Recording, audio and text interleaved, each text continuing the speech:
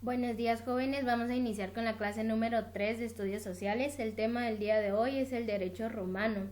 Necesito que vayan a la página 93 de su libro y que la puedan leer, por favor. Muy bien. ¿Qué es el derecho romano? Se le llama derecho romano al ordenamiento jurídico que regía la sociedad de la antigua Roma. Desde su origen, en el año 753 a.C. hasta la caída del imperio en el siglo V después de Cristo. Aunque permaneció en uso en el Imperio Romano Oriental, eso quiere decir una época de la civilización romana que se hacía llamar bizantino, hasta en 1453.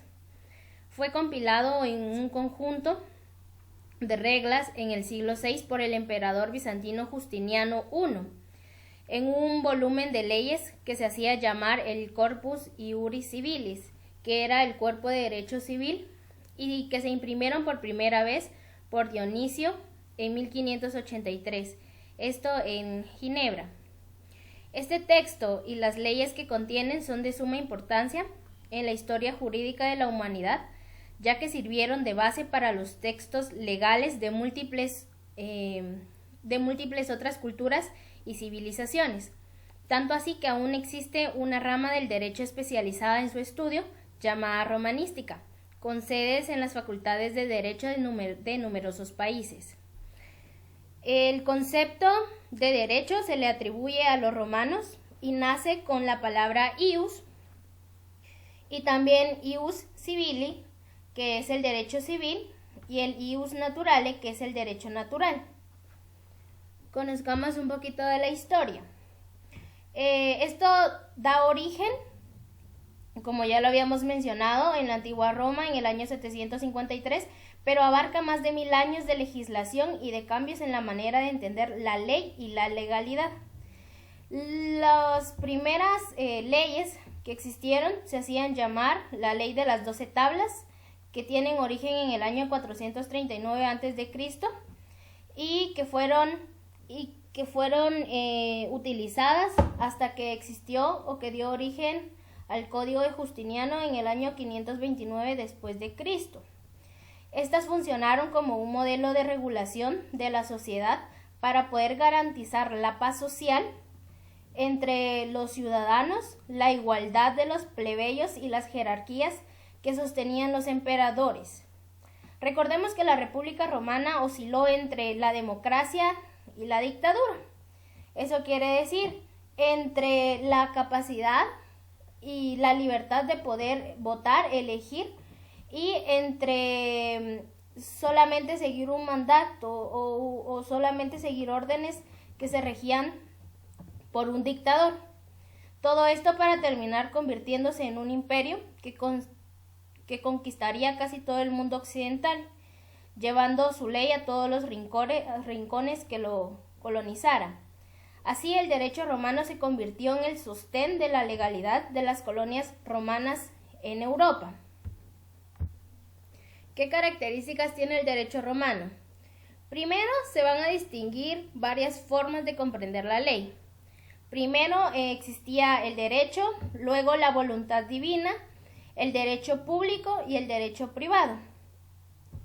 El derecho se va a diferenciar entre lo que es justo y equitativo en sí mismo y por lo tanto obligante, y una ley, que es aquello ordenado o comandado de manera escrita por las autoridades del Estado. Para el derecho romano, el ser humano no era necesariamente un ciudadano, sino que son solo aquellos que la ley los reconocía como tales, estando excluidos de derecho algunos, como los esclavos.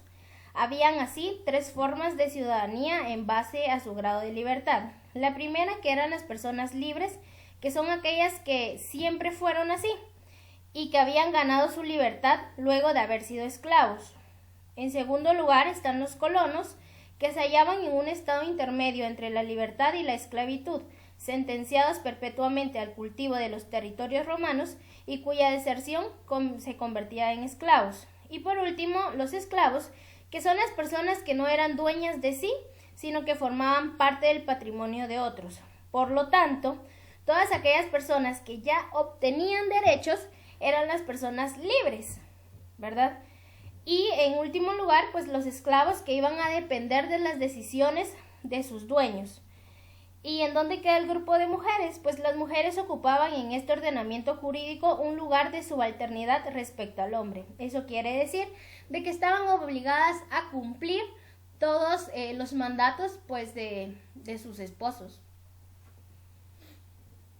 En relación a las primeras leyes romanas, tenemos la ley de las 12 tablas, que fueron creadas por un senado, y un senado estaba compuesto por magistrados y patricios. En total, 10 miembros. El Senado aprueba la ley de las 12 tablas y a este grupo de personas se les hace llamar los comicios centuriados. La ley 1, 2 y 3, dedicadas al derecho procesal privado, por el cual el magistrado presidía el preso y el juez era el encargado de dictar sentencia. Eso quiere decir que toda aquella persona que cometía algún delito pues tenía derecho a ser llevado a un juzgado y a ser defendido, y el que se encargaba de dictar una sentencia pues era un juez. La ley 4 y 5 sobre el derecho familiar y sucesiones, legalizaciones testamentarias, afianzando y regulando jurídicamente al paterfamilias como cabeza de la familia, con potestad sobre todos sus miembros, aunque también establecieron el divorcio a favor de la mujer. Eso quiere decir de que legalmente el padre o el hombre era la cabeza de la familia y por lo tanto era el responsable de mantenerla y de ordenarla. A la hora de que existiera un divorcio en la familia por parte de los cónyuges, pues la mujer tenía todo derecho a solicitarlo. La ley 6 y 7, el derecho penal y público privado, atendiendo con ello leyes hacia los crímenes, parricidios, delitos de lesiones, daños a terceros, hurtos, como la prohibición de privilegios al declarar la República Romana, y la igualdad que debía de existir entre patricios y plebeyos, que en la práctica no siempre era cumplida. Eso quiere decir de que pertenecieran al grupo social que pertenecieran, estaban obligados a ser juzgados por cualquier crimen que se haya cometido, desde un robo hasta un asesinato, ¿verdad? Esto buscaba la igualdad entre los ciudadanos. La ley 8, que apunta sobre la reglamentación de los edificios en cuanto a las distancias entre los mismos en relación a un vecino, así como el conflicto sobre las construcciones entre campos limítrofes, al igual que los frutos derivados en esos linderos y la manera de proceder con los mismos. También trata sobre el derecho a la servidumbre de esos pasos de forma equitativa.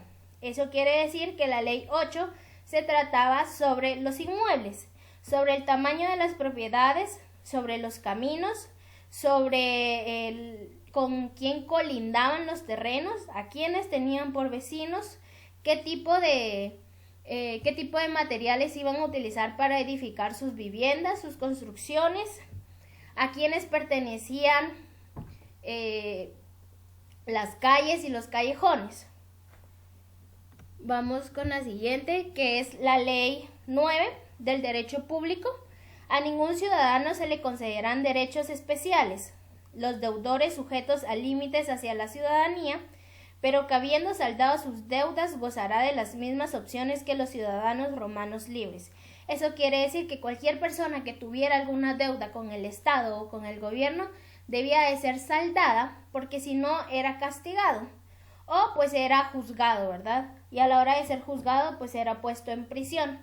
Cuando una persona saldaba su deuda, eso quiere decir que le pagaba al Estado lo que le debía, se volvía en un ciudadano libre y pues volvía a obtener todos los derechos que le pertenecían. La ley 10, a instancias del derecho sacro, regular jurídicamente la vida interna de la ciudad, donde se debían cumplir por ley las disposiciones prohibitivas sobre la inhumación o incineración en el interior de la ciudad por motivos de salud pública y en la evitación de incendios, como asimismo vetar el excesivo de lujo de los funerales. Eso quiere decir de que en Roma estaba prohibido incinerar, cremar, volver cenizas a alguien que ya haya fallecido. Las personas estaban obligadas a tener que llevar a cabo un entierro bajo tierra sobre las personas que habían fallecido, porque toda aquella persona que hiciera lo contrario pues era sancionada y puesta en prisión. Además de que los funerales pues no tenían que ser lujosos, debían de ser la ley 11 y 12 que se refuerzan las leyes con esta, porque se van a castigar los matrimonios entre patricios y plebeyos. Eso quiere decir de que estaba prohibido el casamiento o el matrimonio entre personas de diferentes grupos sociales. Estas leyes, la ley de las 12 tablas, fueron textos fundamentales de la República Romana hasta la época de Cicerón. Eso quiere decir de que fueron utilizadas por mucho tiempo durante la civilización romana. Espero que le haya quedado claro hasta aquí. Vamos con el ejercicio. Primero debe de leer la página 93 de su libro, realizar el ejercicio de la página 93, son unos incisos que debe responder, y por favor en su cuaderno copie las leyes de las 12 tablas que acabo de mencionar. Que tenga un buen día y nos vemos en la próxima clase.